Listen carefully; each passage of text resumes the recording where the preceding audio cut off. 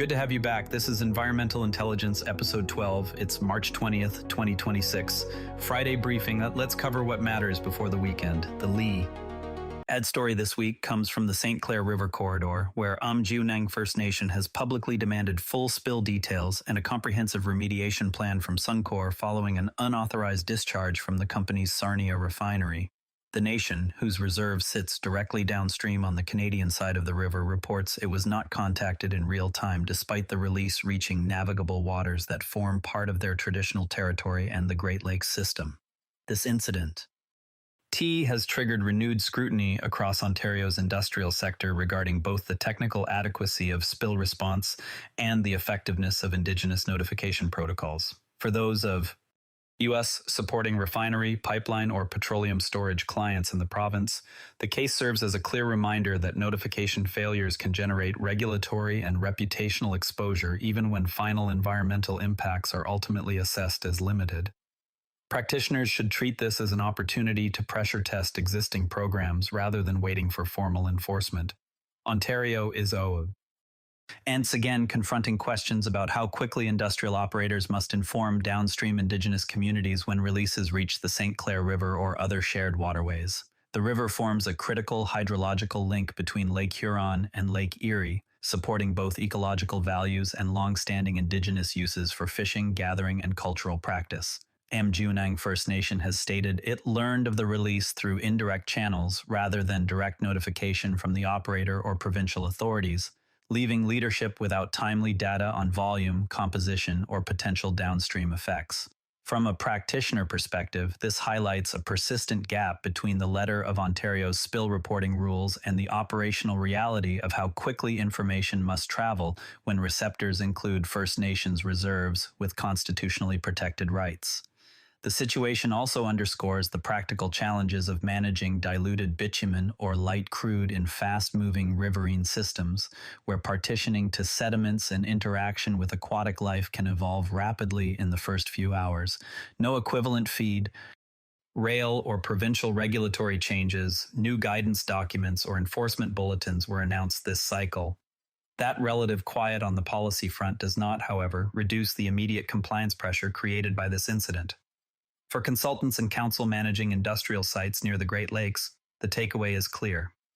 Now is the time to re-examine notification and reporting obligations under the Ontario Environmental Protection Act and the Federal Fisheries Act. Both statutes place affirmative duties on persons in charge once they know or ought to know of a release that may impair water quality or affect fish habitat. The Aamjiwnaang situation illustrates how downstream Indigenous communities are increasingly positioned as key receptors whose timely notification forms part of an operator's due diligence record.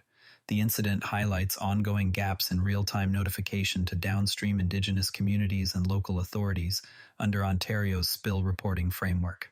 Aamjiwnaang First Nation has expressed frustration at being left in the dark after the Suncor discharge in the St. Clair River near Sarnia.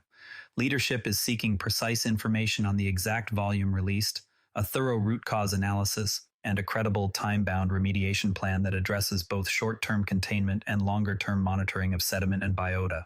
For consultants and council working on facilities in the Sarnia-Lambton corridor, this reinforces the necessity of mapping all downstream receptors, including First Nations reserves, during contingency planning and emergency response plan updates. It also means building communication timelines into spill response that reflect the speed at which light hydrocarbons move through the river system and the expectations of communities that have lived along these waters for generations. Current projects involving petroleum infrastructure in the Sarnia-Lambton corridor should verify that spill response plans explicitly address the requirements for immediate notification when releases have the potential to reach navigable waters. Those same plans should also confirm that any Fisheries Act considerations, particularly where migratory fish pathways are present, are integrated into the notification cascade. What this signals to senior practitioners is that inadequate or delayed notification can trigger compliance orders or heightened regulatory scrutiny, even when the ultimate environmental impact is later assessed as minor. Watch for any compliance orders from the Ontario Ministry of the Environment, Conservation and Parks or potential federal involvement under the Impact Assessment Act if the spill is determined to have affected species at risk. On the regulatory side, no qualifying Canadian provincial or federal regulatory changes, proposed amendments, enforcement actions with penalties, or new court decisions were reported this cycle. That leaves us with a relatively quiet policy week, an opportunity many clients will welcome to focus on tightening existing programs rather than racing to incorporate new requirements. Still, quiet weeks in this field are best used for proactive gap analysis, particularly around notification pathways that have now been publicly tested in the St. Clair River Basin. Turning to science and technical development, NTS, Australian researchers recently published results from a trial of fabricated floating treatment wetlands installed in a wastewater lagoon. The engineered systems combined vegetation, growing media, and structural components to achieve simultaneous nutrient removal and suppression of methane emissions from anaerobic sediments below the floating mats. The dual benefit is noteworthy because many conventional treatment approaches address either water quality or greenhouse gas emissions, but rarely both at the same operational scale. Practitioners evaluating monitored natural attenuation or low-energy treatment trains at refinery or mining sites should consider whether similar passive technologies could deliver measurable advantages in their settings. The approach may be particularly relevant in Alberta or British Columbia, where methane reporting requirements increasingly intersect with contaminated sites closure and net zero commitments. The Australian trial also provides useful data on system sizing, plant selection, and maintenance demands under varying hydraulic loads, information that can inform pilot-scale testing here in Canada for those supporting industrial clients with large watts hours or management ponds or tailings facilities. The concept offers another tool in the passive treatment toolkit, especially where regulatory or stakeholder pressure exists to demonstrate tangible progress on both contaminant mass reduction and climate-related performance metrics. Separately, analysis of charcoal records from tropical peatlands in Southeast Asia and Australasia reveals burning levels that have not been seen in at least the past 2,000 years. The sharp increase in fire activity occurred primarily during the 20th century, driven by a combination of land use conversion, drainage for agriculture, and shifting climate patterns that reduced natural fire suppression. While the study is outside Canadian jurisdiction, the findings carry important implications for how we think about peatland carbon stores globally and the risk of large-scale carbon release under changing conditions. Canadian practitioners supporting northern peatland or wetland restoration projects under provincial environmental management legislation or federal impact assessment processes should consider these enhanced carbon release risks when developing long-term models. This is particularly relevant when modeling climate adaptation scenarios for sites in British Columbia, Manitoba, or the Northwest Territories, where peatlands and organic-rich wetlands represent significant carbon reservoirs. The international data serve as a cautionary signal that historical baselines may no longer be reliable predictors of future fire frequency or carbon loss, requiring more conservative assumptions in closure plans and carbon offset calculations.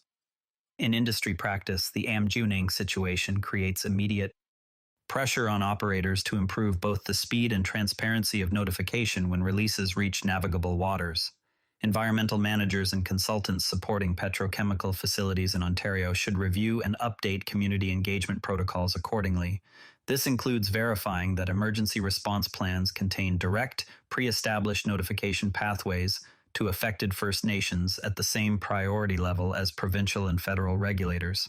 A parallel case from Texas, where local drainage district staff discovered unnotified discharges from a lithium refinery wastewater facility, further illustrates how notification gaps can arise even when permit compliance is ultimately confirmed. Texas regulators found no formal violation, yet the incident eroded local trust and required additional explanation from the operator.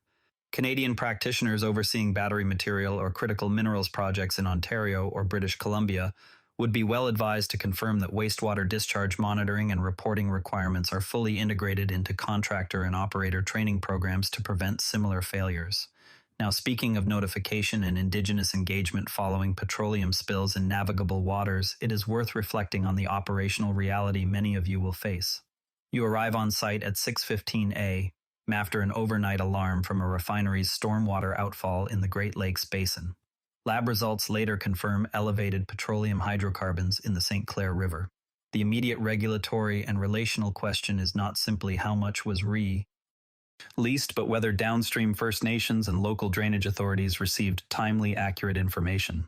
Under the Ontario Environmental Protection Act and the Federal Fisheries Act, the compliance clock starts when the person in charge knows or ought to know of the release. Experience shows that nose is interpreted broadly once instrumentation alarms, visual evidence, or sampling results exist. The science is straightforward. Light crude or diluted bitumen moves quickly eyes.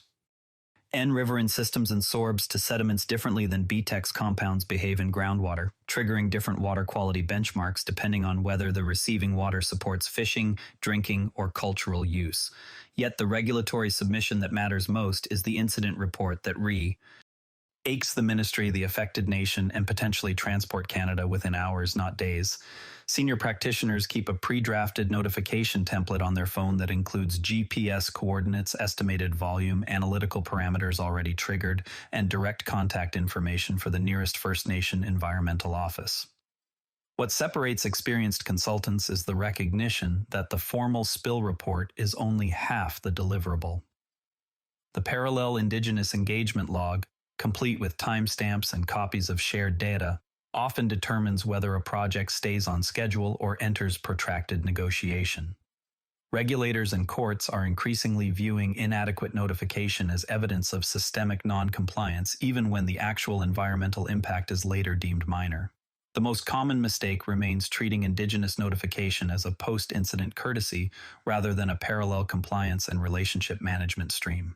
The practical fix is to embed the nation's environmental department in the facility's emergency contact tree at the same priority level as the provincial spill reporting line. It also means running an annual tabletop exercise that includes sharing real-time monitoring results with community representatives. If you are working on Ontario refinery or pipeline sites, take time this week to review facility spill notification lists and confirm that Aamjiwnaang and other downstream First Nations appear at the same priority as provincial and federal authorities. Update emergency response and contingency plans to explicitly reference timing requirements for releases to navigable waters. Brief lithium, battery, or critical minerals clients on the importance of integrating wastewater discharge awareness with local drainage authorities to prevent notification gaps that damage trust. Schedule a tabletop spill exercise for the second quarter that incorporates Indigenous community notification and data sharing protocols. On the monitoring front, prepare for spring freshet groundwater and surface water programs in British Columbia and Alberta, with particular attention to QA/QC procedures for low-level petroleum hydrocarbon analysis. Review upcoming schedules for water quality and sediment guideline revisions in the Great Lakes Basin, given the renewed focus on transboundary river systems. Before we wrap, continue to monitor for any formal compliance orders or information requests come. Eyeing out of the Ontario Ministry of the Environment, Conservation and Parks related to the Suncor St. Clair River incident. That covers today's environmental intelligence. If you found this useful, share it with a colleague who needs to stay current. We're back tomorrow morning. This podcast is curated by Patrick, but generated using AI voice synthesis of my voice using ElevenLabs. The primary reason to do this is I unfortunately don't have the time to be consistent with generating all the content and wanted to focus on creating consistent and regular episodes for all the themes that I enjoy, and I hope others do as well.